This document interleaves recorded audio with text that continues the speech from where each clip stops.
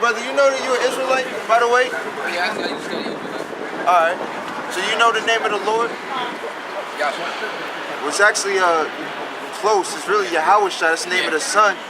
And the name of the Most High, Yahweh. Okay? So basically what I'm getting into is that we need to get ourselves humble. We need to get ourselves right.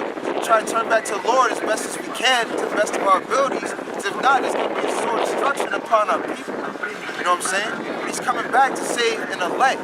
You know, a certain amount out of Israel. The scriptures say that Israel is his elect. But he's going to gather an elect out of Israel. So it's really going to be an elect out of his elect that's going to be saved. And the rest are going to have to be burned with fire.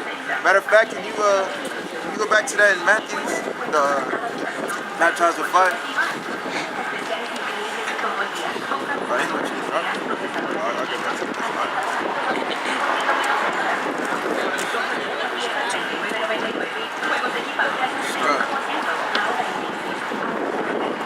This is Matthew 3 and 11.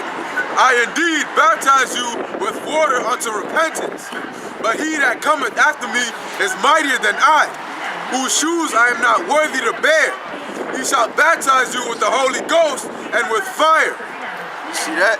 Now it says that John the Baptist said that he baptizes with water. But yo, Yahweh Shad, who the world ignorantly calls Jesus Christ, he's coming back to baptize with fire, with the Holy Ghost for the elect, and with fire for those that's not the elect. Now that's crazy. When you baptize, like I was saying earlier, when you baptize, that's going into symbolizing how you went in dirty and came out clean. So if you baptize with fire, that means you go into that fire dirty, and you have to come back on the other side in the kingdom of heaven. You know what I'm saying? Because the Most High is not going to do away with our people, but yo, he's going to have to spank them, basically. He's going to have to spank them. Because they don't want to get right. It's just what it is. Now, finish that other verse, 7, what was it, 12?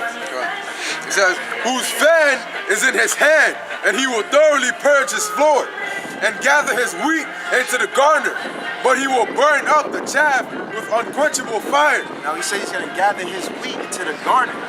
He's talking about he's going to save his elect.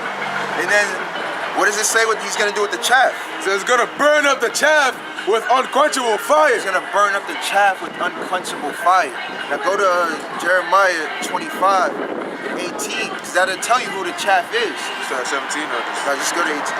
This is Jeremiah 25 and 18. To wit, Jerusalem and the cities of Judah, and the kings thereof, and the princes thereof, to make them a desolation and an astonishment, and hissing, and a curse, as it is this day. As it is this day, an astonishment, and a curse, and a hissing.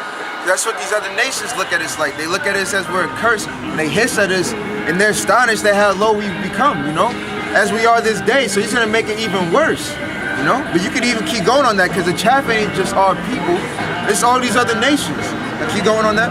Pharaoh, king of Egypt, and his servants, and his princes, and all his people. What else? And all the mingled people, and all the kings of the land of Uz, and all the kings of the land of Philistines, and Ashkelon, and Azar, and Ekron, and remnant of Ashdod, Edom and Moab, and the children of Ammon. Hey, Edom, Moab, and the children of Ammon. It said the king of what was it, Pharaoh and all his daughters. That's talking about all these nations, all these kingdoms. Hey, Edom, so-called white man, Edom, the Edomites. Matter of fact, yo, let me help you out while he's reading this chapter, all right? Let me help you out real quick. So basically lists all these nations. If you just keep reading for me. It says, and all the kings of Tyrus, and all the kings of Zidon, and the kings of the islands which are beyond the sea. The kings of the isles that are beyond the sea. So it's talking about even those people on those islands are going to get it in the day of the Lord. That's crazy. The Lord's not playing around. He's going to go through all the four corners of the earth and gather and destroy at the same time. Well, not at the same time. He's going to destroy and he's going to gather. He's going to do his thing, but he's going to gather first. Like after we go through all that tribulation, then like Revelation says, he's going to say, come out and hurt my people. He's going to call them so that we be not partakers in the destruction. So but our people still have to go through a little something. That's Jacob's trouble. Go to Jeremiah 30:7. Yo, America será destruido. Okay? That little boy looked at me and nodded his head. That's the spirit. 37? 37. This is Jeremiah chapter 30, verse 7. Alas, for that day is great, so that there is none like it. It is even the time of Jacob's trouble, but he shall be saved out of it. So it says it's even the time of Jacob's trouble, that day that's coming. But Jacob's going to be saved out of it. But hey, there's an Israel of God. If there's an Israel, a worldly Israel, like yo, you're an Israelite, but there's an Israel of God. There's a Jacob that's chosen by the Most High, and he's saying that Jacob's going to be chosen out of that destruction. But he's still going to have to go through it. But then at the end of it, he's going to have to be taken out of that, the elect, and the rest are going to have to take, taste that bitter herb. Put it like that. Now, go to John 3 and 14. I know you still got that number. One title. John 3, start at 13.